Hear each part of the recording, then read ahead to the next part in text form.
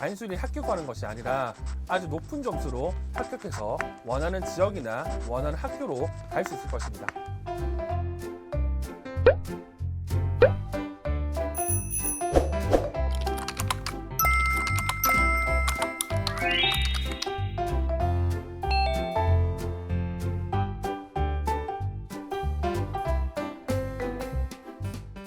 일단 임용이라는 말이 무엇인지 알아야겠죠.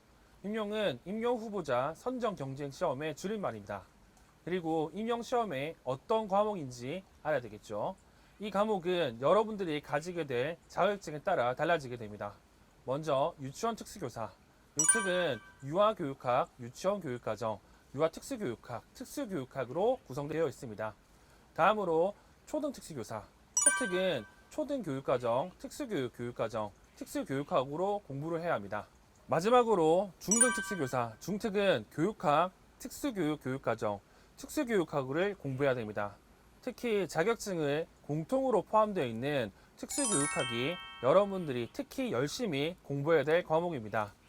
다른 과목은 그렇게 빨리 준비해도 늦지 않겠지만 임용시험에 가장 많이 나오고 그 중심에 되는 특수교육과정은 가능하다면 빨리 임용시험에 맞는 특수교육학 공부를 하는 것이 중요합니다.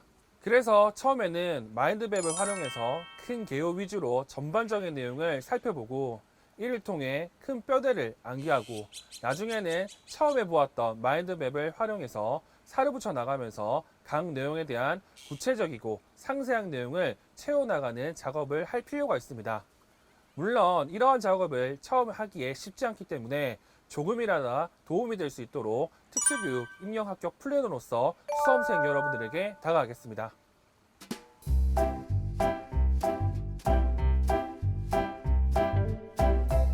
가능합니다. 초수에 합격한 수험생들의 공통점은 학교에서 하는 공부와 임용 공부를 분리해서 2학년, 3학년 때부터 앞에서 언급한 특수교육학부터 공부했다는 것입니다. 따라서 졸업과 동시에 학교 가고 싶은 수험생분들은 지금부터라도 학교에서 요구하는 과제나 수업 시간 이외에 임용 공부를 하는 시간을 할애해서 특수교육학을 공부할 필요가 있습니다. 물론 처음에는 학원 강의를 신청해서 수강하면 당연히 무슨 말인지 모릅니다. 왜냐하면 학교에서 배웠고 배우는 내용과 상당히 다르기 때문입니다. 그리고 학교 수업을 듣거나 과제하는 시간에 치여서 제대로 공부할 수 없을 것입니다.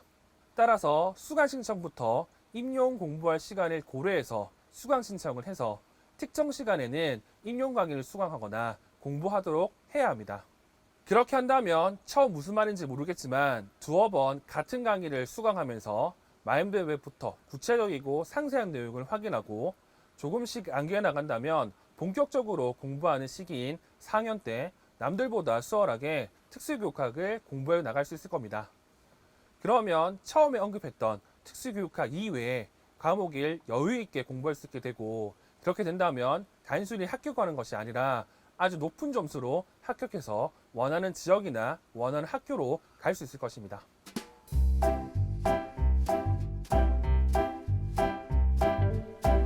제대로 준비했다면 4학년 1년 만에 학교 갈 수 있습니다.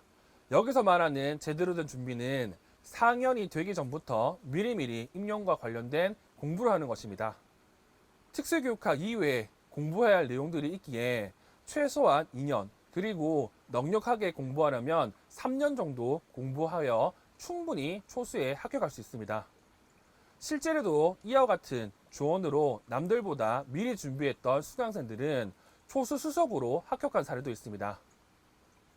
앞에서도 언급했던 것처럼 처음 임용시험을 공부할 때는 큰 개요 위주로 전반적 내용을 살펴보고 이를 통해 큰 뼈대를 암기하고 나중에는 처음 보았던 마인드맵을 활용해서 살을 붙여 나가면서 각 내용에 대한 구체적이고 상세한 내용을 채워나가는 작업을 할 필요가 있습니다.